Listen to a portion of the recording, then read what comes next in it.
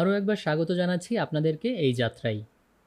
আজ আমরা জানব মেকিং মাল্টিপল ট্রান্সফর্ম, অর্থাৎ এমন একটি অপশন যেখানে একের অধিক আমরা পরিবর্তন করতে পারবো। তাহলে চলুন শুরু করা যাক।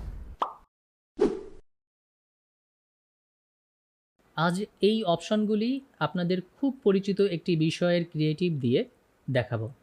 তাহলে হবে আপনারা খুব মজা করে বিষয়টি শিখতে পারবেন। তাহলে চলুন শুরু করা যাক।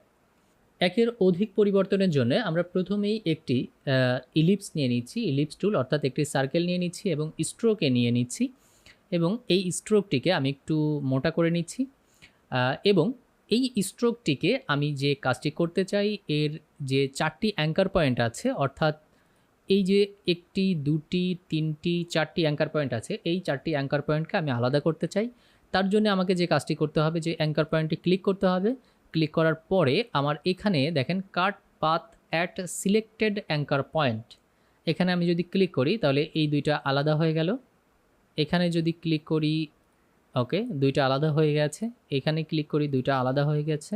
এখানে ক্লিক করি, দুইটা আলাদা হয়ে গেছে। অর্থাৎ এখন এটি 4 পিস কার্ভ লাইন মিলে একটি সার্কেল হয়েছে। এবার আমরা যে কাজ করব, এই পুরোটাকে আমরা কন্ট্রোল জি দিয়ে গ্রুপ করে নিব।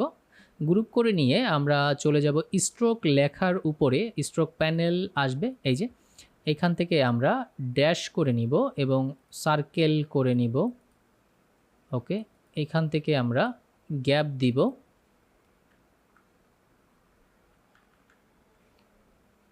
ওকে, আমরা এটিকে 0 করে দিব এবং গ্যাপকে একটু বাড়িয়ে দিব। ওকে, গ্যাপ বাড়ানোর সাথে সাথে আমাদের কি হলো, কতগুলি এখানে গ্যাপ বাড়ানোর সাথে সাথে আমাদের কতগুলি সার্কেল তৈরি হয়ে গেল, অনেকগুলো এই লাইন ধরে দেখুন। আচ্ছা, এইবার আমি প্রত্যেকটা লাইনকে প্রথমে আনগ্রুপ করে নিচ্ছি। প্রত্যেকটা লাইনকে আমি ইউনিফর্মের ভিতরে যেয়ে, অর্থাৎ উইথের যে রিদমটা আছে এই রিদম দেওয়ার জন্য আমি এক পাশে মোটা আর এক পাশে চিকন করে দিচ্ছি। ওকে ওকে ওকে ওকে, আমি এই করে দিলাম। 4টা অংশকে আমি আলাদা আলাদা করে দিয়েছি। এইবার আমি এটাকে ধরে কন্ট্রোল জি দিয়ে গ্রুপ করে দিলাম। গ্রুপ করে দিয়ে এবার আমরা চলে যাব আমাদের মেন ফাংশানে, অর্থাৎ আমরা চলে যাব ইফেক্টে। ইফেক্ট থেকে ডিস্টর্ট অ্যান্ড ট্রান্সফর্ম, সেখান থেকে ট্রান্সফর্মে চলে যাব। বাকি 6টা অপশান আগের ভিডিওতে আমরা অলরেডি দেখে ফেলেছি। তো এটাতে ক্লিক করব। ক্লিক করার পরে এইবার যেহেতু আমাদেরকে বলা হচ্ছে যে মেকিং মাল্টিপল ট্রান্সফর্ম, সুতরাং একের অধিক, আপনি দেখেন এখানে স্কেল, অর্থাৎ এইটাকে যদি আমরা বাড়াই তাহলে কি হবে, 100%-এর বেশি বাড়াইলে যেটা হবে যে এর হরিজন্টালি আয়তনটা বাড়বে। আমি আপনাদেরকে দেখাই, এটাকে যদি আমি একটু বাড়াই, দেখেন হরিজন্টালি বাম পাশে এবং ডান পাশের দিকে অনেক বেড়ে যাচ্ছে। যদি ভার্টিক্যালি বাড়াই তাহলে এটাও বেড়ে যাবে, উপর নিচে কমাইলে কমে যাবে, এরকম কমে যাবে। তো এরকম হবে। তো আমি এখানে যেটা করছি যে 90% এবং 90% দিয়ে রাখছি। ওকে, আর এটা হচ্ছে মুভ করা, অর্থাৎ ডান দিকে মুভ এবং বাম দিকে মুভ করবে। দেখুন এই ডান দিকে চলে যাচ্ছে, এই টাকা দিলে বাম দিকে যাচ্ছে এবং এইটা সেম ভার্টিক্যাল উপর এবং নিচে। তো এইখানে আমি আপাতত মুভ করাচ্ছি না, 0 করে রাখি। এইবার নিচের একটা অপশান দেখেন যে কপিস, আপনার এখানে যেটা আছে এটা কত কপি আপনি আরও চান। যদি আপনি একের অধিক কপি চান তাহলে আমি এখানে 8 দিয়ে দিচ্ছি। তারপর এটা হচ্ছে অ্যাঙ্গেল, দেখেন অ্যাঙ্গেলে ক্লিক করার সাথে সাথে আমার ওই 8টা কপি কি হয়েছে, এই যে এখানে যে আমি 90% দিয়েছি, অর্থাৎ যে 10% কম দিয়েছি, এই 10% গ্যাপ করে করে করে করে করে করে সে কি করছে, একদম বড় থেকে ছোটোতে চলে গেছে। এবার যদি অ্যাঙ্গেলে আমি এটিকে যদি বাড়িয়ে দিই বা কমিয়ে দিই তাহলে এটা রোটেট করবে, অর্থাৎ বাড়িয়ে দিলে হয়তো ডান দিকে রোটেট করবে আর কমিয়ে দিলে বাম দিকে রোটেট করবে, অর্থাৎ খুব চমৎকার একটা ইফেক্ট তৈরি হবে।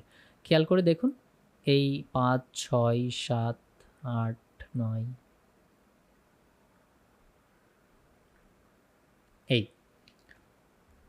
এই একটা ইফেক্ট তৈরি করবে। এর মাঝে খেয়াল করে দেখুন যে এইখানে যদি আপনি এই চেকবক্সগুলো অর্থাৎ রিফ্লেক্ট এক্স, রিফ্লেক্ট করবে কিভাবে? এক্স অক্ষ বরাবর, রিফ্লেক্ট করবে ওয়াই অক্ষ বরাবর, এটা র্যান্ডম অর্থাৎ ইচ্ছা মতো করবে।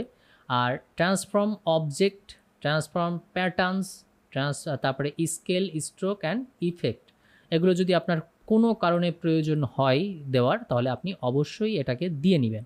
খেয়াল করে দেখুন এই যে এতগুলি স্কেল, মুভ, এইবার যদি আপনি মুভ করতে চান, খেয়াল করে দেখুন আপনি যদি মুভ করতে চান তাহলে কি হবে, যে ওই যে মাঝখানের সার্কেলটা ওটা দেখেন একদিকে মুভ হচ্ছে, অর্থাৎ আপনার এই পাশের অংশ বেশি হয়ে যাচ্ছে, ওই পাশের অংশটা কমে যাচ্ছে, অর্থাৎ পার্সপেক্টিভের মতো করে। আপনি যদি ভার্টিক্যালি এটাকে বাড়াতে থাকেন তাদের দেখেন নিচের দিকে আসছে, এই অর্থাৎ এই জিনিসটাকে ওর সেন্টারকে মুভ করাচ্ছে, সেন্টারটাকে মুভ করবে সে। তো আমরা যদি মুভ করতে না চাই তাহলে আমরা 0 এবং 0-তে অবস্থান করব। আচ্ছা, তো এই হলো আমাদের মাল্টিপল ট্রান্সফর্ম, অর্থাৎ এই অপশনটা হিউজ বেশি ব্যবহার হয় আপনাদের ক্রিয়েটিভের ক্ষেত্রে। এবং এখন আমি যেটা বানিয়েছি এটি বাংলাদেশের একটি বিখ্যাত প্ল্যাটফর্মের একটি ক্রিয়েটিভ, অর্থাৎ আপনি লোগো বলতে পারেন। তো আমি বলছি না কোন জায়গার, আপনারা অবশ্যই দেখবেন, যারা অলরেডি বুঝে ফেলেছেন যে এটা কোথাকার তারা অবশ্যই কমেন্টে আমাকে জানাবেন। আশা করি এই অপশানটি আপনাদেরকে ভালো লেগেছে। শুধুমাত্র এই সার্কেল দিয়ে বা স্ট্রোক দিয়ে এরকম না, যে কোনো শেপ দিয়ে, যে কোনো কিছু দিয়ে, যে কোনো অবজেক্ট দিয়ে আপনি এই ট্রান্সফর্মটা করে নিতে পারবেন এখান থেকে, এবং একের অধিক করে নিতে পারবেন, যে কোনো ধরনের শেপ তৈরি করতে পারবেন। সব কিছু আপনার ক্রিয়েটিভের উপর নির্ভর করছে।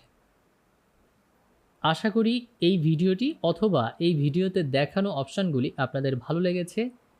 দেখা হচ্ছে পরবর্তী কোনো ভিডিওতে।